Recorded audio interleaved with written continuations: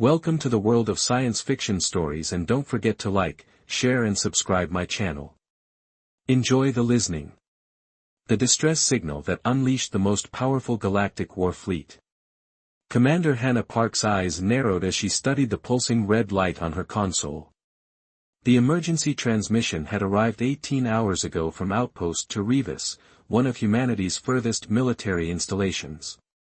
The message was short, just a standard distress code followed by complete silence. "Run the signal analysis again," she ordered, her voice calm despite the tension building in her chest. Lieutenant Sue nodded, his fingers dancing across the hull holographic interface. "Signal authenticated, Commander. It's definitely from Iris and follows all proper UF emergency protocols." Hannah rose from her chair and moved to the large viewport that dominated one wall of the command center. The stars looked peaceful from here aboard Watchpoint Station. Few people knew that this unassuming orbital platform housed one of the most sophisticated communication hubs in human space. "What was Iris's last status report?" she asked. "All green. Commander, regular update sent 3 days ago reported no unusual activity. Science team was cataloging mineral deposits on the moon's surface, security detail reported nothing out of the ordinary." Hannah's mind raced through possibilities. Iris sat at the very edge of human territory, near the neutral zone that separated Earth's colonies from the Urchan Dominion. The Urchan were an ancient, interstellar spacefaring species known for their strict hierarchical society and territorial expansion. For decades, they had honored the Galactic Concordat that established clear boundaries between their space and humanity's, but Hannah had never fully trusted them. "Show me the star chart," she said. The view screen shifted to display a three-dimensional map of the sector. Outpost Iris blinked red near the boundary line. 3 other human outposts were marked in green, forming a defensive perimeter along the neutral zone. "Check the status of the other outposts," Hannah ordered. Minutes passed as Lieutenant Sue sent encrypted queries through subspace channels. His face grew pale.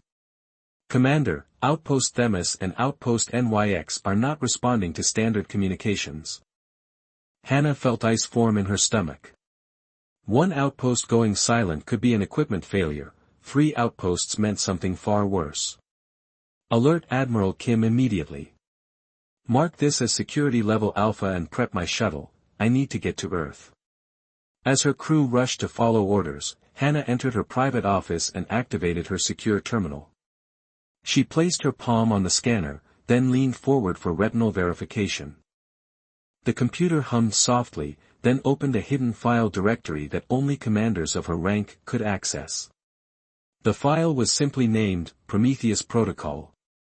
For generations, humanity had presented itself to the galaxy as peaceful explorers and traders. Their ships were scientific vessels, their stations dedicated to research and commerce.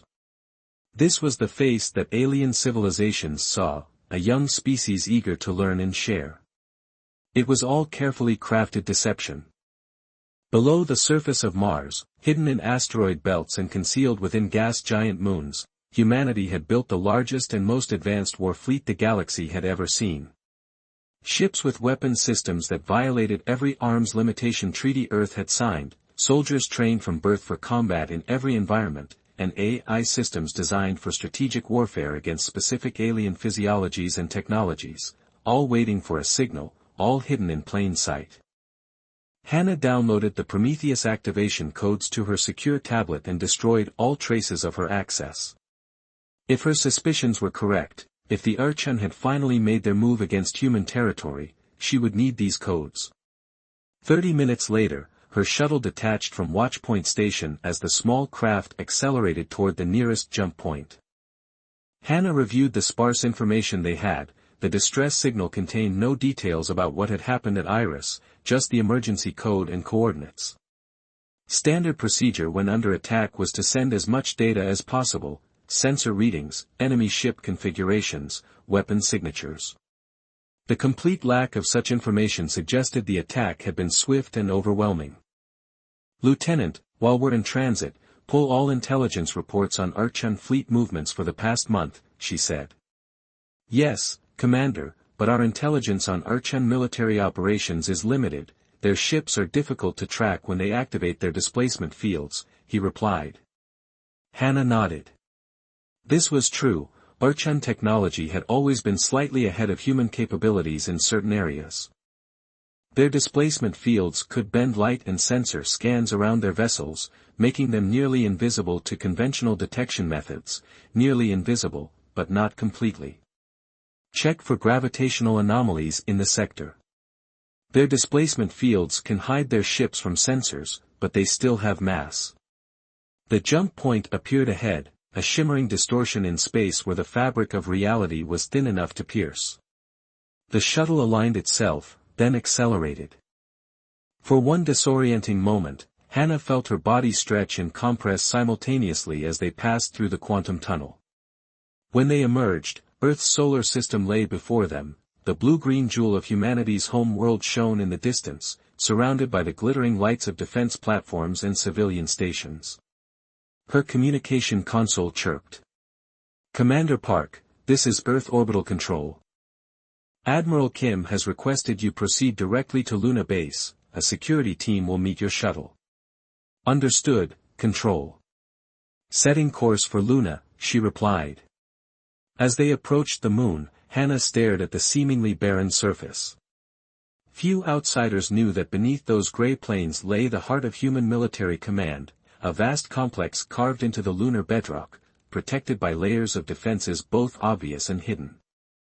Her thoughts returned to the silent outposts and the people stationed there. If the Urchan had attacked, there would be no survivors. Their military doctrine did not allow for prisoners or witnesses. Humanity had prepared for this day. The massive fleet they had built in secret, the weapons they had developed despite treaty restrictions, the soldiers they had trained, all would soon be revealed, and the galaxy would learn that humans had never been the peaceful species they pretended to be. The war that was coming would reshape the power structure of the galaxy, and it had begun with a simple distress signal from the edge of human space. The Terran Defense Council chamber sat deep beneath the surface of Earth's moon. The oval room was carved from lunar rock, with walls reinforced by layers of quantum-hardened alloys that blocked all signals from entering or leaving. 50 seats, arranged in concentric half-circles, faced the central presentation area where Admiral Kim stood beside a glowing holographic display. The council rarely met in full session. Today, every seat was filled. Hannah Park stood at attention beside the entrance, watching the faces of Earth's most powerful leaders. Some looked frightened, others angry, a few seemed almost eager. Admiral Kim's voice echoed through the chamber as he rotated the holographic image of Outpost Iris. The station's outer hull was breached in multiple places, its defense systems destroyed with surgical precision. The attack began at 3:47 hours Earth Standard Time. His weathered face was grim in the blue light from the hologram. First, they disabled the long-range communication array, then the sensor grid, and finally they breached the main habitat dome. The hologram shifted to show energy readings captured by automated systems. Jagged lines of red and purple pulsed across the display. These weapon signatures match known Urchan particle cannons. Kim continued, "We've confirmed similar attacks on outposts Themis and NEX. All 3 stations were hit within a 20-minute window. No survivors." Chancellor Lee, a slender man with silver hair, leaned forward in his seat at the center of the front row. As the civilian head of the council, his voice carried the most weight. "Could this be a misunderstanding?" he asked. "Perhaps a training exercise that accidentally crossed into our territory?" Hannah stepped forward, having been summoned to this meeting directly from her shuttle. "No, Chancellor. The Urchan breached 3 separate defensive layers. They targeted critical systems first, then the command center. This was a planned and coordinated attack." She tapped her wrist device, and the hologram changed to show a tactical map of the border region. "The pattern of attack suggests they were testing our response capabilities. The outposts were hit in order of their strategic importance." The room fell silent as the implications became clear. For nearly 80 years, humanity had maintained peace through a careful balance of diplomacy and perceived military weakness. Officially, Earth's forces consisted of a small defensive fleet and a modest number of outposts. The truth was known only to those in this room and to a select few others. We've also intercepted communications suggesting Urchan battle groups are mobilizing near 4 other border sectors, Admiral Kim said, highlighting new areas on the map. They're planning something bigger. Counselor Yun, who represented the Mars colonies, stood up. Why now? The Conquer ad has held for decades. What changed? Kim nodded to his aide, who brought up a new image showing mineral surveys of the region around Outpost Eris. Our science team discovered this 3 weeks ago, a previously unknown deposit of hyperdenthorium. It's the largest concentration ever found. Hyperdenthorium is the key component in faster-than-light drives, Counselor Yun noted. Exactly, Kim said. Whoever controls that deposit could build the fleet capable of crossing the galaxy in weeks instead of months. Chancellor Li rubbed his temples. Have the Urchan responded to our diplomatic inquiries? They deny any knowledge of the attacks, Hannah replied. They claim the weapon signatures must be falsified. An elderly counselor from the European Union leaned forward. And you believe this is a lie? Yes, Hannah said without hesitation. Our intelligence suggests the Urchan High Command authorized these attacks directly. They believe we are weak and will not respond with force. Chancellor Li stood up and walked to the center of the room. The hologram cast blue shadows across his face as he looked at each council member in turn. For generations, we have hidden our true strength, he said quietly. After the Proxima Centauri massacre, we swore never again would humans be caught unprepared. We built our secret fleet, we developed weapons that violated every treaty we signed, all while presenting ourselves as peaceful explorers. He turned to Admiral Kim. How quickly can we deploy the Shadow Fleet? The first wave can be operational within 12 hours, Chancellor. Full deployment would take 36. Li nodded slowly. Then it seems the time for Protocol Prometheus has come. The words hung in the air like a death sentence. Protocol Prometheus was the authorization to activate humanity's hidden fleet. Around the room, council members shifted uncomfortably. They had all trained for this moment, had all approved the billions spent on the secret fleet, but facing the reality of unleashing it was different. We should vote, suggested Counselor Choi from the lunar colonies. Chancellor Li shook his head. Protocol Prometheus requires only the authorization of the Chancellor and the Admiral of the fleet in cases of direct attack on human territories. However, I welcome the Council's input. One by one, the councillors voiced their opinions, most agreed with activation, a few urged caution or one final diplomatic attempt. Finally, Chancellor Li turned to Admiral Kim. Prepare the fleet for full deployment. Target Urchan military installations only, no civilian casualties if it can be avoided. Kim nodded and left the room to issue the orders that would wake thousands of ships and tens of thousands of soldiers from their hidden bases throughout the solar system. As the council began discussing the logistics of war, Councillor Song, the oldest member present, spoke softly to those nearby, "May whatever gods exist have mercy on them, because Prometheus will not." Hannah heard the words and felt a chill run down her spine. The Urchan had no idea what they had awakened. The galaxy was about to learn that humanity's peaceful facade had been the greatest deception in interstellar history, and she would be at the forefront when the storm broke. The red emergency lights pulsed in rhythm with the alarm as Captain Jean Choi's cryosleep pod hissed open. Cold air rushed out as he opened his eyes, his mind immediately cleared, despite having been frozen for 3 years. The neural implant at the base of his skull warmed as it connected with the ship systems, feeding information directly into his brain. Date, March 26, 2155. Status, Emergency Activation. Alert Level, Alpha. Command, Prometheus Active. JY's heart raced.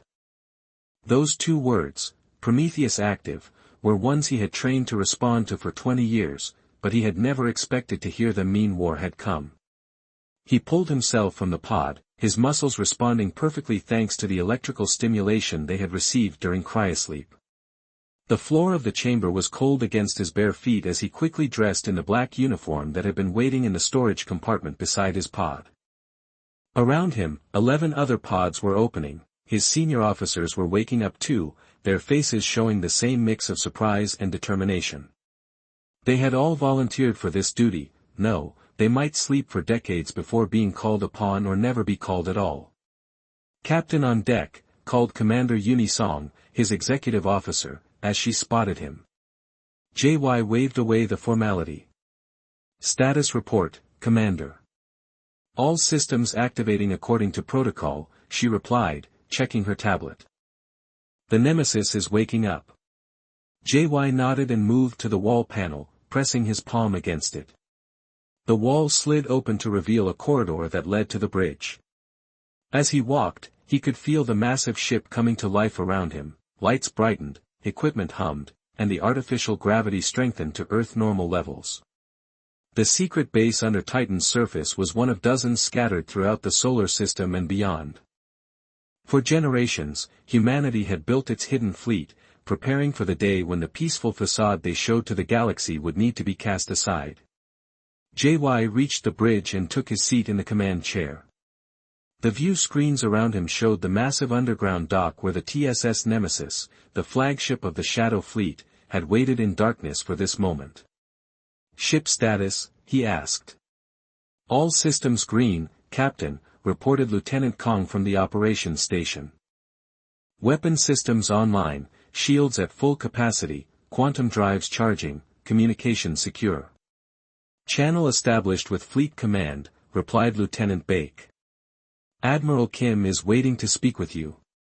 JY nodded and put him through. The main screen flickered to show Admiral Kim's face. The older man looked tired but determined. "Captain Choi, the Urchin have attacked 3 of our outposts near the Vidian Expanse.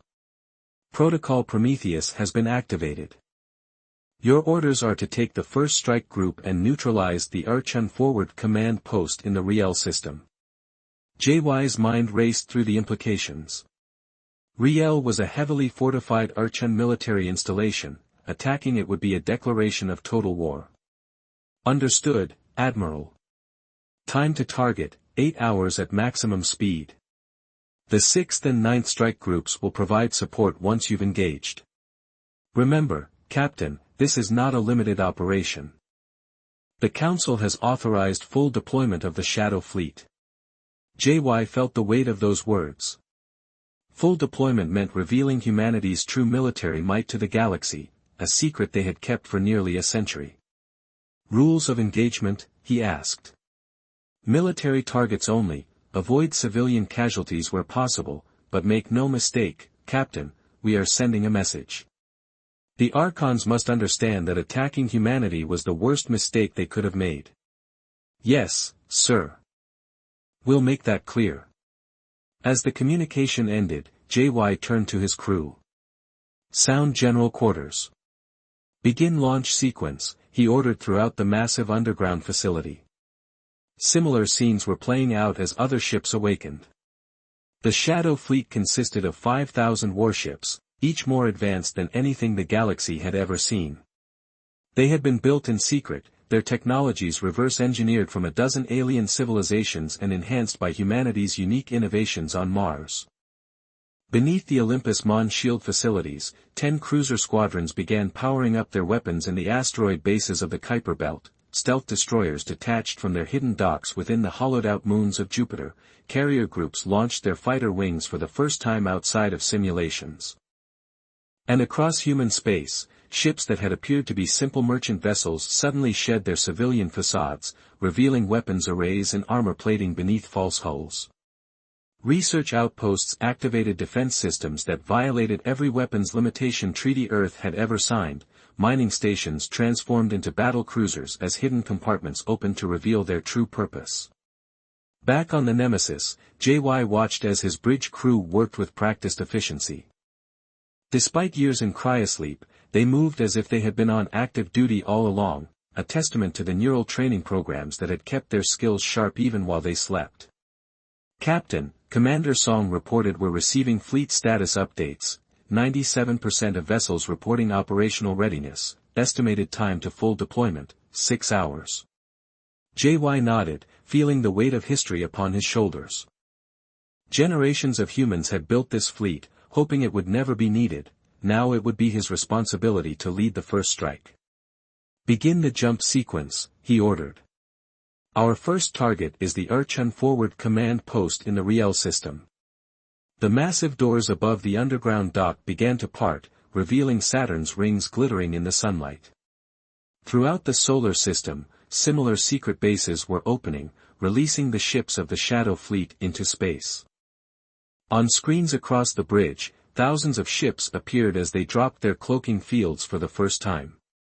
The true extent of humanity's military might became visible as the vessels moved into formation with practiced precision, arranging themselves into strike groups and battle clusters. The Nemesis rose from its dock, its engines glowing with blue fire as it accelerated toward the jump point. JY looked at the tactical display showing the thousands of ships now under his command. The Urchan thought they were attacking a weak opponent, he said quietly. They're about to learn how wrong they were. As the fleet prepared to jump to light speed, JY knew that the galaxy would never be the same after today. The peaceful humans, who had seemed so unthreatening for so long, were about to reveal themselves as the most formidable military power the stars had ever known, and it had all begun with the simple phrase, Prometheus active. High Commander VX stood tall on the bridge of the Urchan flagship Eternal Dominion. His scaled skin, once a gleaming blue under the ship's lights, now appeared dull as he watched the tactical display with satisfaction. The human colony of Nimbus Prime has fallen exactly as planned, he said. 3 Urchan battle groups had surrounded the planet, and the pathetic human defenses had crumbled within hours. Status report, he demanded, his four-fingered hand tapping against the command console. Sub-Commander R bowed slightly before responding, the human governor has formally surrendered. High Commander, our forces have secured the main settlement and the mining facilities. The thorium deposits are even richer than our scans suggested. VX allowed himself a small smile, revealing rows of sharp teeth. This operation will certainly earn me favor with the Urchan Supreme Council. The humans have proven themselves to be exactly what Urchan intelligence had reported, technologically capable but militarily weak, a species of traitors and diplomats who hid behind treaties rather than weapons. Begin extraction immediately. I want the first shipments of thorium ready for transport within 6 hours. Yes, High Commander, came the reply. VX turned his attention back to the tactical display. 23 Urchan warships surrounded Nimbus Prime, their positions marked in glowing blue. The human defenders, a handful of outdated patrol vessels, had been destroyed in the opening minutes of the attack. Now his troops were securing the ground facilities while engineers prepared to strip the planet of its valuable resources. The sensor officer's voice suddenly cut through the calm of the bridge. High Commander, multiple unknown vessels emerging from FTL. What? VX spun toward the young officer. Identify. I cannot, sir. They're not in our database, energy signatures suggest human design, but that's impossible. VX snarled, striding to the sensor station. There are no registered human warships in this sector. Our intelligence is clear on this point. But the evidence was undeniable, as the tactical display filled with red markers, dozens at first, then hundreds, ships were appearing all around his fleet, materializing from what seemed to be nowhere. How many? VX demanded, his voice tight with sudden fear. 800 and counting, High Commander, the sensor officer replied, her fingers flying over the controls. They've surrounded our position completely. Their weapons are. Sir, these readings can't be correct. The energy outputs are beyond anything we've seen before, VX interrupted. He stared at the display in disbelief. Human ships did not look like this. Human ships were small, lightly armed vessels meant for patrol and scientific research. These were warships, massive, heavily armored, bristling with weapon systems that didn't match any known human technology. Open a channel, VX ordered. Demand identification and intention. No response to our hails, sir. They're not transmitting any identification codes. Launch fighters, raise shields to maximum, VX shouted as understanding dawned. Battle stations. But it was too late, the human fleet opened fire without warning. No demands for surrender, no ultimatum, just a silent, devastating attack. The first volley tore through the shields of 3 Urchan cruisers as if they weren't there, the vessels exploded in silent bursts of light and debris. Shields failing on decks 12 to 20, reported the defense officer, weapon systems not responding. VX gripped the command rail as the ship shuddered under multiple impacts. Return fire, all vessels, engage at will. Aboard the TSS Nemesis, Captain Jean Choi sat calmly in his command chair as the battle unfolded on the main view screen. The Urchan fleet, once considered among the most formidable in the sector, is being systematically destroyed by our forces. Their ships are attempting to regroup near the moon, reported Commander Song. Shall we pursue? Asked Lieutenant Bake from communications. No need, JY replied. Target their engines and weapons, don't let them escape, but don't destroy them completely. Not yet. The bridge crew worked with cold efficiency, directing the attack with the precision that came from years of simulated combat training. Though this was their first real battle, they performed as if they had been fighting all their lives. The Urchan are attempting to call for reinforcements, Lieutenant Bake reported from communications. Should we jam their signals? JY asked. No, he said. Let them call. Let the entire Urchan Dominion see what happens when they attack human territory. The chamber fell silent as the massive doors at the far end opened. The Urchan Supreme Leader entered first. Once known for his proud bearing and elaborate ceremonial armor, he now wore simple robes. His blue scales had dulled to a sickly gray, and his posture was stooped with defeat. Behind him came 3 humans, they wore no armor, carried no visible weapons. The one in the center was older, with gray hair and a stern face, on either side walked a younger man and woman in simple black uniforms. Chancellor Lee of Earth, announced the station's aide, with Commander Park and Captain Choi of the Terran Defense Force. The assembled representatives watched in silence as the humans took their places at the central podium. Many had never seen a human in person before, they looked so physically unimpressive. No claws, no natural armor, no remarkable size or strength, yet these fragile-looking beings had brought the Urchan Dominion to its knees in just 3 weeks. Chancellor Lee stepped forward. Unlike most species who would begin with formal greetings and diplomatic niceties, he spoke directly for 8 decades. Humanity has extended its hand in peace. We have traded fairly, shared knowledge freely, and respected boundaries scrupulously, we asked only for the same in return. He gestured, and a holographic display appeared above the chamber. It showed a small space station, Outpost Iris, as Urchan warships approached it. The delegates watched in silence as the station was destroyed, its personnel killed. This was your answer to our friendship, Lee continued. And now you have seen ours. The hologram changed to show the human fleet, thousands of warships of designs never before seen, weapons that defied known physics, defense systems that made them nearly invulnerable. The fleet you have witnessed is merely our first response force, Lee said. Our full military capacity is approximately 20 times what you have seen thus far. A murmur of disbelief ran through the chamber. If this was true, the humans possessed the most powerful military force in the known galaxy. For generations, we have hidden our true strength, Lee explained. We presented ourselves as peaceful explorers and traders, this was not a lie. Peace is truly our preference, but we have never been weak. The Urchan Supreme Leader stepped forward, his voice hollow with defeat. We miscalculated, he admitted to the assembled dignitaries. We believed the humans were weak because they chose peace. We were wrong. Lee nodded. The Urchan Dominion will surrender unconditionally. All occupied territories will be returned to their original inhabitants, your military will be disbanded, your government will be restructured under supervision. The Supreme Leader looked up, a spark of his old pride returning. And if we refuse? Li's expression remained unchanged.